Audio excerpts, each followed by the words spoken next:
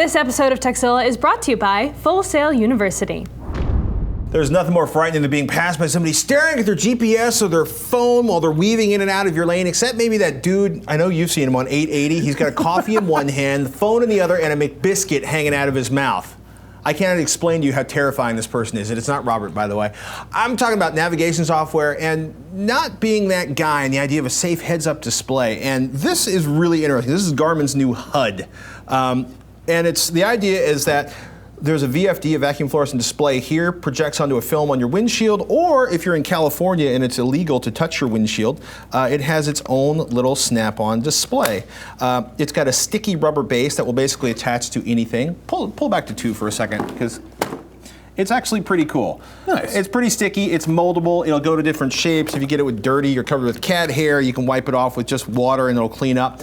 And it's really simple. You pop this on your dash, you put the film up or the shield on, you plug it in, you sync Bluetooth with your Android or iOS phone, fire up your Navigon or Garmin Street Pilot software, and it's really cool. You get compass, direction, and speed. Okay, that's not too exciting. You start navigating somewhere and suddenly you've got arrows directing you, lane assist, the sort of distance to your next turn, the time, your speed limit warnings, and actually a bunch more information right in your line of sight. I set it up so it's like hands on the steering wheel, heads up display, and the rest of me driving.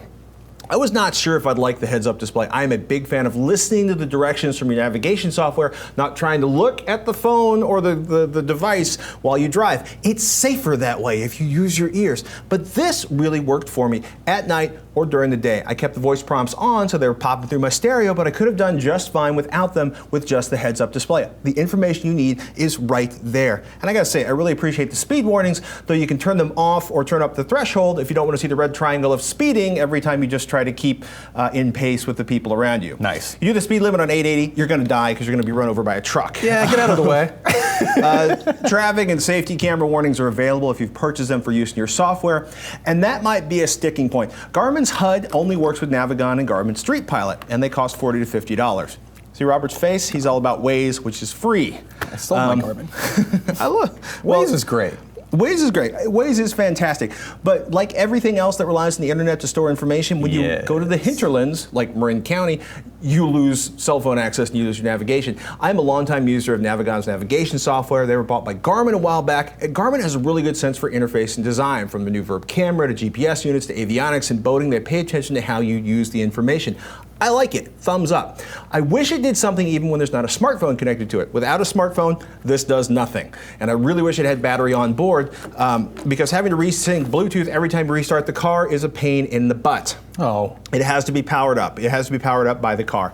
It's $150, pre-order from Garmin or Amazon, and if you're looking for a better way to sort of navigate, you should take a look at this, especially if you're willing to spend the money for the software, or maybe only if you're willing to pay the money for the software, because without the software, this doesn't do anything. So, quick summary. Pros: real live heads-up display on your window or the bundled reflector. It's easy to use, it's bright, it's clear even in day, it's very usable, very useful, way less distracting than the GUI on a phone. And the plug, which you have to have plugged in, has a 2.1 amp piggy bank for your phone or tablet.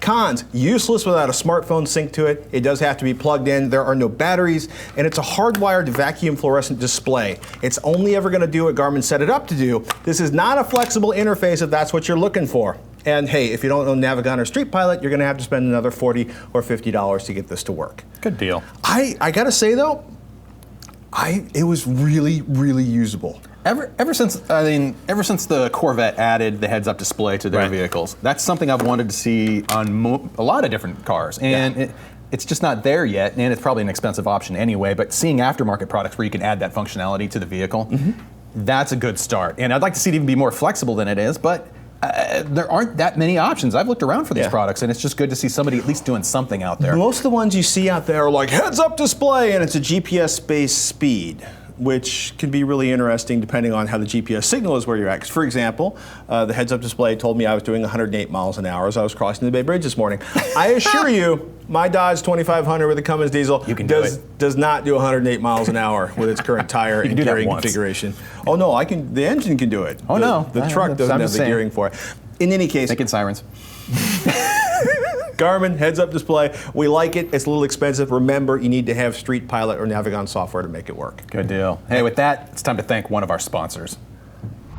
The mobile app industry is on fire right now. That's why you should consider Full Sail University's online mobile development bachelor's degree program.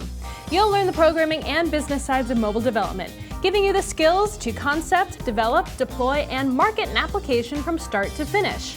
You'll explore advanced programming languages, visual frameworks, usability principles, and app deployment for iOS and Android operating systems.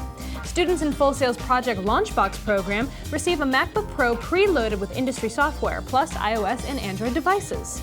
Courses are delivered through Full Sail's immersive online education platform, which maximizes the capabilities of the Mac, giving you a learning experience unlike any other.